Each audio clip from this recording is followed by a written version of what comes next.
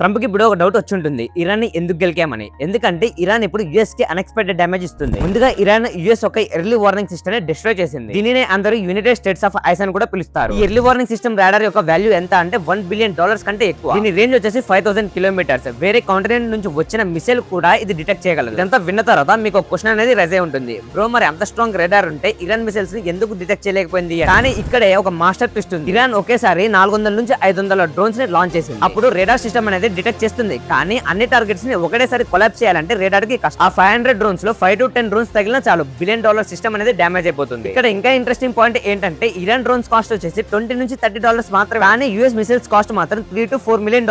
అంటే ఇక్కడ ఇరాన్ కి లాస్ అనేది వేలలో ఉంటే యూఎస్ కి మాత్రం మిలియన్స్ లో ఉంటుంది. ఇంకా ఈ డ్రోన్ స్ట్రాటజీతో యూఎస్ కి చెందిన 3 F-15 జెట్స్ ని కూడా క్రాష్ చేశారు. స్మాల్ డ్రోన్స్ అనేవి ఫైటర్ జెట్ ని డైరెక్ట్ గా డిస్ట్రాయ్ చేయలేవు, కానీ డ్రోన్స్ అనేవి ఎయిర్ క్రాఫ్ట్ చుట్టూ తిరగడం వల్ల యూఎస్ డిఫెన్స్ కన్ఫ్యూజ్ అయ్యి తన ఓన్ జెట్స్ ని షూట్ చేసింది. ఇరాన్ ఫారెన్ మినిస్ట్రీ ఇంటర్వ్యూలో ఒక స్ట్రాంగ్ స్టేట్మెంట్ ఇచ్చారు, అమెరికాని రానివ్వండి, మేము వెయిట్ చేస్తున్నాము, అది వాళ్ళకే డిజాస్టర్ అవుతుంది అని చెప్పాడు. ఇలాంటి కాన్ఫిడెన్స్ అనేది ఎప్పుడు వస్తుందో తెలుసా, when a country has nothing to lose. US and Israel military strength ముందు ఇరాన్ అనేది చిన్నదే, కానీ ఈసారి ఇరాన్ మాత్రం అసలు భయపడట్లేదు, అసలు తగ్గట్లేదు. ఈ టాపిక్ పై మీకేమనిపిస్తుందో కామెంట్ లో తప్పకుండా చెప్పండి.